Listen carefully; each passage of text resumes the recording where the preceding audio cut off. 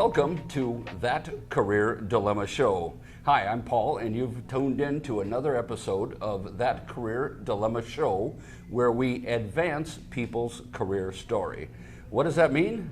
Advancing people's career story applies to people who may be in a job transition, they may be laid off, they may be wanting something else out there better than their present career, they want something totally new, they want more pay, they want more reward, just some restlessness about their career. We want to advance their career story through information, education, and inspiration. Also, who else is interested in That Career Dilemma Show? People who are self-employed. For instance, someone who has a self-employed business or practice and they're not getting enough customers, they're not getting enough sales. How is it they can package themselves? How is it they can market themselves in order to have a more fulfilling and profitable business? That's another group that likes to enjoy That Career Dilemma Show. Lastly, if you're a budding entrepreneur or maybe want to be an entrepreneur, how do you launch your business? How do you get your thing going where you can make it so the strengths that you have, the packages that you can put together about yourself are going to create a viable business out there? Those are the three groups that seem to have been gravitating to That Career Dilemma Show. We've had thousands of views over the last 7 episodes. This is episode number 8. Excited about episode number 8. We've had thousands of viewers, and it's kind of fun to be part of building this because apparently there's a need, and That Career Dilemma Show will help take care of that. Brought to you by freejobcoaching.com. That's my business where I help individuals and companies with their outplacement, their career story needs. You can learn more at freejobcoaching.com for that. I'm shaking up the format a little bit today. We usually have a guest panelist, an expert who comes in and helps a person who is in a career dilemma, and then that person goes away with lots of great ideas. Today, Bill has goofed everything up for us. Bill does not have a career dilemma, but I ran into him through various networking, through the Omaha Career Network, which is a great organization. And Bill has landed a position and is working now, but I just was interested in all his stories, and I said, Bill knows the information technology field. I personally have recruited or placed people, hundreds of people in the IT sector for many, many years. And so we had lots of good conversation the other day about this crazy field. So Bill is here instead of more of the expert panelist, not as a person to be coached. And who are we going to coach, Bill? We're going to coach people interested in what? Information technology. Bill, thanks for coming. Thank you, Paul. Bill Follmer is his name. And Bill, how many years have you been in the information technology sector? Probably more than I can remember. Too many. Yeah, well, that's not. Wait a minute. Isn't this a field that has people who are good with numbers?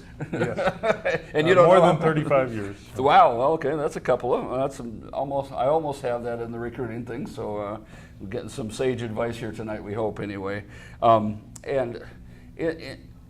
Give us an idea. Maybe again, we're here to capitalize on. Bill has been a hands-on guy, and you've been a director level, boss level, manager level. Is that right? I've had many different roles. Have worked for a major consulting firm, and they threw me into a lot of situations that I had to deal with and work to succeed at. Yeah, it's a lot of interesting stories. I think you're the fix-it guy in a lot of cases. There's probably not a challenge I wouldn't accept or take on. So. Okay, and you've got some good ones under the way. Again, our format tonight is if you are interested in the information field, technology field, maybe you've been in it for a long time and you want to get back into it, you've got bounced out and you need to land back in the IT field, maybe you're a newer grad or someone interested in changing into the IT field, maybe you want to learn from Bill about what you can do. So that's why we're here. What would you say, Bill, for somebody interested in getting into the IT field? Is it a good place to be, or what's going on in the industry? Well, it's hard to recommend as a career for the next 40, 50 years. I don't know where this career field is headed. Nothing but change, right? But certainly there are a lot of opportunities out there today.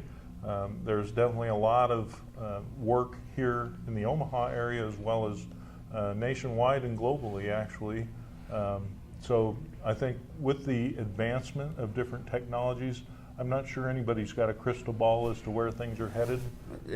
I've seen different things with respect to AI and even machine learning and different aspects. And artificial intelligence, for people who may not know what that is. Yeah. It's hard to tell where things are going. But, well, if you think about it, that this week we had the history or the anniversary of the moon landing, and I'm quite certain that my phone has more computer capacity than the lunar module didn't back almost 50 years ago. It's got a lot more than when I started, for sure. Well, and even when I started in recruiting, the hot thing was to find a COBOL programmer. Now, did you start in those worlds in those days? Well, I hate to admit it, we were wiring things together, the old computer boards, to get them to work. So yeah, it goes back quite a ways. But today's young people who grew up on these are not going to have any idea what you're talking about. Yeah. But I would say one of the important things you asked, Paul, was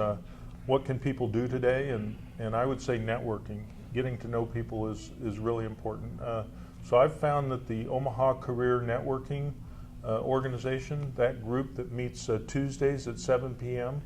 Christ Community Church has been excellent. So Christ Community Church, Tuesdays at 7 o'clock. Jeff Quant there, actually last Tuesday's meeting, recommended getting good at your 30-minute or 30-second elevator speech. 30 minutes. Well, 30 minutes, you probably need 10 or 20 of those in your pocket. Yes, you never quite know which one is going to fit best with the person you're talking with. I have, for example, transportation, manufacturing, life insurance background. And so if you're, say, with someone who's got transportation background, you want to use a 30-second elevator speech that fits more toward transportation, not manufacturing. Let me ask you. I meet you in an elevator or in a store or something like that, and maybe you somehow knew I worked for an insurance company, and we were recruiting people. What would your pitch be? I say, what would your elevator pitch be to someone in the insurance industry? Well, that's a good question. My name's Bill Follmer. I'm an IT professional with leadership experience, and my experience in the life insurance industry has really been to improve the processing and make the whole administration process better for their customers. My name's Bill Follmer, and I'm an IT professional that's been doing this for years. So that's what I'm talking about. That was excellent. It was short. He started strong with his name, ended with his name, and what did he do? He focused it in on exactly what the industry is, and by talking the way he did, and I'm not going to try to repeat it, what we had was a situation where I, as an insurance executive, know that this guy knows the intricacy of the processes and the details and the policies and the claims and all those kind of things. He's an insider. He's proved his insider nature inside of 20 seconds. I bet that wasn't even 30 seconds. No, which is fine. Short. Yeah, that's good. That's good. And I see so many people, and I work with so many people, and even on this show, I say, okay, I want you to be able to explain your career dilemma in 30 minutes. I did it. 30 seconds. Or your elevator pitch in 30 seconds. Mm-hmm. And it's just so important because there's so much information out there in the world, and there's so many resumes, and there's so many people looking for work, that if you don't have a way to stand out like that, I mean, do you think that helps? Oh, absolutely. In fact, I would go to the 30 minutes because almost, if you're successful, out of any elevator speech, they're going to ask more questions. Now you need to be able to back that up with some viable stories. So again, you need to have some expanded stories that you can talk on. Again, you don't want them to be too lengthy, right? But you need to be able to expand on those stories and keep them relevant. So stories regarding the life insurance industry or manufacturing or transportation, depending on what you're focused on. Sure, absolutely. I mean, if you can prove that you pique their curiosity, make it so they wonder about you. The ultimate goal is what? It's to have them ask the question, and how is it you do that, Bill? Well, then you have your 30 minutes, right? Yeah, right, because it's interesting. Jeff also brought out the point last Tuesday night that you need to be able to solve their problem. Now, you don't know what their problem is, but you need to be able to demonstrate that you have solved problems in the past, that someone can get a quick idea, yes, that was a critical problem, difficult to solve, and you address that. Again, you're showing your insider knowledge. Let's try one for, do you have one for transportation? You worked with some companies that worked with them global delivery service. Sure. Do you have a major transportation company had problems with their existing system and they needed to expand that. They took their existing team to focus on completely rewriting that system. Needed somebody to come in and support that existing system without any help from the existing company or any of its team members. So I came in, not only was able to support the system, but actually in a period of 3 months made some updates to the system to where they canceled. The system rewrite actually put me in charge of their international routing. You were the white knight. And how would you encapsulate? Again, we're talking about how to get the job. I'm an IT guy or gal, and I want to get a new job. You're an IT expert after that experience, within transportation. How would you, and I'm putting you on the spot here probably. No, that's okay. What kind of short elevator speech would you have in that niche, for instance? Hi, I currently work for UPS, FedEx, whatever. Well, you can say, I'm Bill Follmer. I've worked for several transportation companies and have solved major processing issues for them in a short period of time. I'm Bill Follmer. I can focus on transportation issues. What I like about Bill is that he's getting right to the heart of the problem. If you're out there talking about, well, I work for XYZ company, and if your resume is a job description, boring, and you all know this already, but I just want to emphasize it because Bill's bringing it out so well. People do not need to hear a job description. They want to hear that you know the oomph of their industry, so they can say, what is it? How is it you do that? For instance, me with my job coaching, I say I help people discover, define, and deliver their most marketable asset. Why do I say it that way, Bill? People's most marketable assets are what they have to leverage off in order to get a new job. And so let's discover that, and I help people pull out their gifts, and then let's define that so it's into a pitch like you're talking about, and then deliver that. Who is the target market for that? So when you came out of insurance, for instance, did you poke around? They had a reorganization in one of your insurance employers, and did you first look at insurance companies and try to point out that you could solve their problems? Well, my advantage, Paul, is that I'm in information technology, and pretty much every company runs on computers in some form or fashion. So I feel that actually my skills can be applied to any company, improving their process and improving their ability to deliver to their customers, making their systems more reliable or whatever it might be. Now, the big advantage of Omaha Career Networking is that you can go and work on your pitch. You have other people there who can listen to what you have to say and tell you it's too lengthy, it's too short, gives good detail, doesn't give enough detail.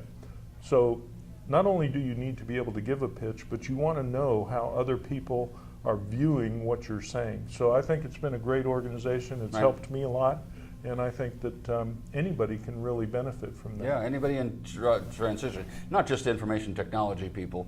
Going back to what you said about an IT person, you're an IT guy, everybody uses computers, I can fix it and solve it.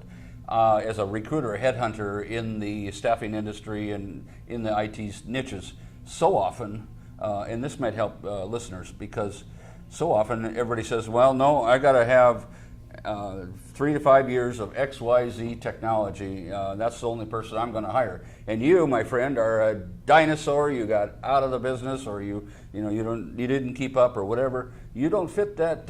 You don't fit that niche. What do we tell them?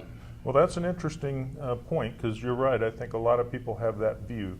For me, I've worked over a decade with consulting firms, and I've been thrown into every possible work scenario to come up with proposals, ways to help them, to give them bids, and to be able to win those bids. So to be able to communicate well, I've worked with all different levels of executives, making recommendations to CIOs or boards, as well as individuals, small business.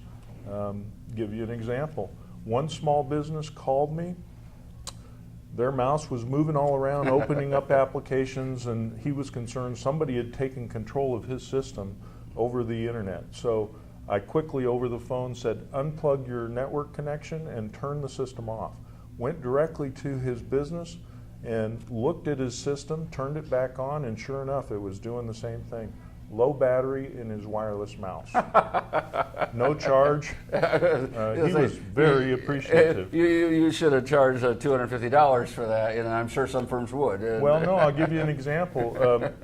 Because of that free advice, I've had that happen to me. He was so appreciative that he called me back and asked me to analyze his entire security makeup for his entire system. Another recommendation. Sure. I said, rather than install some big, sophisticated, expensive security system, keep your most important files on a USB drive and disconnect it from your system. There you go. Only connect it when you need them. Now, that's fine. Buy a big, expensive security system, but make sure you don't have that much that needs to be protected. So there's multiple ways you're to telling handle us, you give us an example of being a problem solver, and that is what it is, what IT is all about. You solve problems, you keep companies running, right? Well, let's go to the problem solving for John Doe or Jane Doe who has worked again for a company, and maybe that technology is changing. You've seen this how many 100 times, where they're going from A technology to B technology because it's better and newer and more expensive, and it's because that's what they know how to do is reorganize, right? But so here's John or Jane Doe, and they're fearing that they're going to get left behind in this conversion, big IT conversion. What can they do to make themselves more marketable within that conversion? Maybe they're getting bounced out, maybe they're staying in there or getting left behind on the good stuff. How can I, as an IT person within a company, make myself more marketable to my employer or to other employers? Well, that's a good question, and you mentioned fear, and I'm not necessarily the best coach, and certainly I can say things probably more easily than do them well myself. It's easier to give advice, right? But fear is a big aspect of that.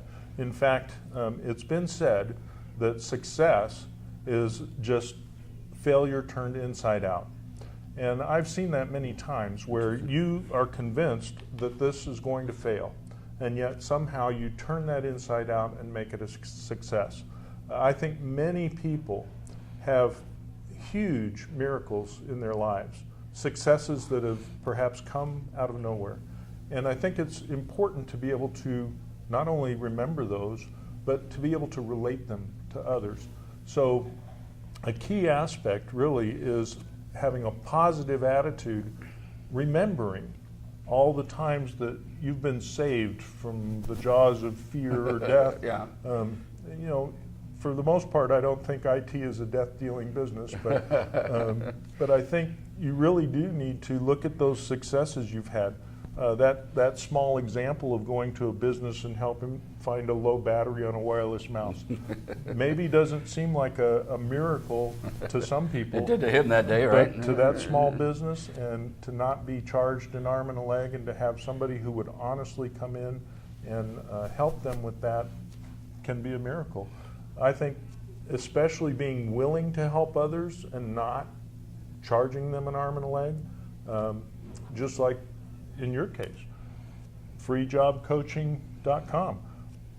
I don't know how you do it for free or why you do it for free, well, but there's being two willing parts, to help others, yeah. I think is well, is and key. that's exactly right. I listen to lots of different speakers on podcasts, and the one of my favorites talks about always be giving, ABG, and not my phrase, and I can't remember the top of my head who said it recently. Always be giving, and in the IT environment, that doesn't really seem like a normal environment for it when you're in cubicle world and everything's siloed and you're in this system, etc. But to have that attitude you're talking about, that positive attitude, it sounds cliche. Have a positive attitude. Let's put some legs on that. What does that really mean? Well, it means being open. It means being eager. Put me in, coach. All that. You've heard all this. You don't need me to talk to you about that. I think the real legs that you put on it, and Bill is a good example. I think learning is really the key, especially within IT, because it's nothing but change, like you said. And so, do you agree with that? I mean, is that what a person can do to try to stay ahead of the game a little bit? Well, interestingly, I think one thing you can do is look to help others. So you could be in the worst position ever. You can't help yourself, but you may be able to help 5 or 6 others. So you may not even have a job, and yet you may know of somebody that doesn't fit your job category that would be a perfect fit for someone else. In fact, I'll go back to the Omaha Career Networking last Tuesday. Wasn't a good job for me, but someone else expressed a job interest, which I had just heard about, and so I gave them the information and thought, well, maybe you can use this information. Always be giving, and that whole networking, and the whole karma thing, and all that. And there's lots of stories about that as well. I see when I've interviewed probably 20,000 people across my staffing business and recruiting business experience, hired or placed hundreds of them along the way. And the ones who seem to do the best are the ones who are not afraid to learn. The ones who hunker down and say, well, I'm an AS400 programmer, and that's what I do, and there's less and less of these shops around now, and what am I going to do? That's what I am this.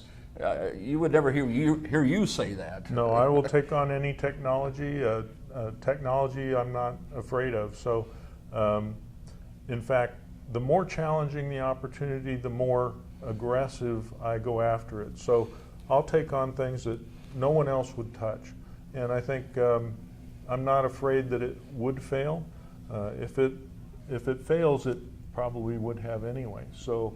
And in most cases, somehow I've been able to derive a success out of what would seem an obvious failure. So, okay. Well, and again, it's all in your attitude, I think, not a fearful attitude. I love this: success is failure turned inside out. I've never heard that. I think it's great. I'm going to thank our sponsor real quickly, Sure. And when I come back, I would like you, if you have one, just a very brief summary of one of your, I call them glory stories, that something that you can inspire people, maybe who are struggling to find their niche, to find their job, to maybe an example that showed learning like we talked about, that shows positive attitude. And I'll be right back. I have to read this because I do not have it memorized yet. My cue card says, ZipRecruiter is your one-stop solution to your recruiting efforts. With one easy dashboard, you can post your open positions to hundreds of job boards nationally. To try ZipRecruiter now for free, go to ziprecruiter.com/free trial. That's ziprecruiter.com free trial. So, with that out of the way, have a couple of minutes here to hear about some stories from your background and your career that would maybe inspire or inform somebody listening to how they can turn the corner in their IT career. Okay. Well, in most of my cases, it seemed to be an obvious failure that turned into a miracle. So, for example, one billing situation was billing for every single billable item that came through the company, and it was using obsolete code, so obsolete that the company was afraid their billing process would fail at any moment. They projected a 1.5-year project, and no one wanted to touch it because, of course, you fail at that, and the entire company would be blaming it on you. I looked at the process and literally in a day or two made a recommendation that I thought would make that process easier, faster, and more supportable. Turned out that on average that process took 45 minutes. We completed the coding for that in 3 days, and the new process ran in 2 minutes and 50 seconds without any contention, and they could run as many as they wanted. It saved the company more than $6 million a year just in operating costs. Wow. So it was truly phenomenal. They couldn't believe it. They had multiple technicians coming to check it out to verify everything. So too good to be true. It truly was, well, it truly was a miracle, a failure destined to happen that turned into a miracle. What skills, and to boil it down for the average viewer, what skills did you use to make that happen? In my case, a lot of it goes to what I would call root cause analysis, looking for the real problem and a solution to that problem. Not assuming you know the problem and not assuming that there are 16 different problems, but trying to focus down on what the real issue is and solving that issue once and permanently makes the process much, much better. So if I'm an IT person, employed or unemployed, or fearing a conversion or fearing something out there, maybe I'm more senior in the business. I mean, you've been there. Each time, I think you used a positive attitude. You asked the questions, how can I make this easier? How can I make it faster? What is the root cause analysis of this situation? And so I think you don't have to look at yourself as I do network analysis. I'm a Windows developer, or I'm a Java developer, or whatever. I'm a COBOL programmer, whatever. I think you're saying to us that we have that bigger picture and contribute at the bigger picture level. Yeah, as Jeff Quant would say, figure out what their business problem is and be willing to solve it. So when a company comes to you and says, I have a problem, I'm willing to dig in, I'm willing to take a look at it, we will find a solution. Nothing scares me, so I will not give up, and we will figure it out. There you go. And speaking of Jeff Quant, OnQ Marketing does all the technology for the show. We want to thank them. OnQMarketing.com. Couple things, videography extraordinaire, marketing analysis and strategies for you, and also how to get found on Google. If your company wants to get found on Google, you've heard of that, contact Jeff at OnQMarketing.com. Well, I would just add to that, Paul, great personal coach as well. So Omaha Career Networking, Tuesday evenings, 7 p.m. He will help you. There you go. Excellent. I agree 100%. To wrap things up, I think you've gotten a lot of great points about what people could do, not just IT people, but people in general in their career, and they can have that bigger picture, they can solve the problems, they can pitch themselves in a short, non-eyes glazed over time. Also, success is failure turned inside out. Learning, people need to keep focused on learning, because if you're not learning, I talk to so many people, and they just shut down out of fear, and there's no jobs for me out there. Well, let's turn that out. Let's discover. Let's just define what you're going to do, and let's deliver that as well. So that's what we're doing. Speaking of which, I teach a course at Metropolitan Community College through their non-accredited instructional area. Actually, several courses. There's Side Income for Teachers. There is Career Dilemma Workshop Solutions. There is Profit and Grow from What You Know. These are coming up in August and September in the fall. Please check it out at mccne.edu. Metro's website is M as in Metro, CC, Community College, NE as in Nebraska.edu. So please check that out. During this month, we also have freejobcoaching.com has a $47 interview prep. You have a big interview coming up. Why not get ready for it with either the Omaha Career Networking group for free, or you can use me one-on-one exclusively for a special here in this month. So check that out. That's another opportunity. Bill, you have a website that you wanted to mention? Yes, afast90.com. So afast90. That could be 90 seconds, 90 minutes, 90 days, whatever it might be. So what is it you offer there? Again, that's a reliable, quick, fast delivery of different IT issues. But I would say for anyone, advertise the miracles that have happened to you. I'm sure you all have some. Figure out a way to advertise those in such a way. Run them past Jeff, see if they pass the marketing sniff test. That's right, and that's exactly right. I agree. Well, that makes good frosting on the cake, I think, for us tonight. Check out all those AFAST 90. Check out Omaha Career Networking on Tuesday nights. Check out freejobcoaching.com, and we'll all learn and grow together. And next week we're going to have another show. So thank you for tuning in for that. And freejobcoaching.com and That Career Dilemma show says goodbye. Bill, thanks for coming. Thank you, Paul. We'll talk to you next week and see you then.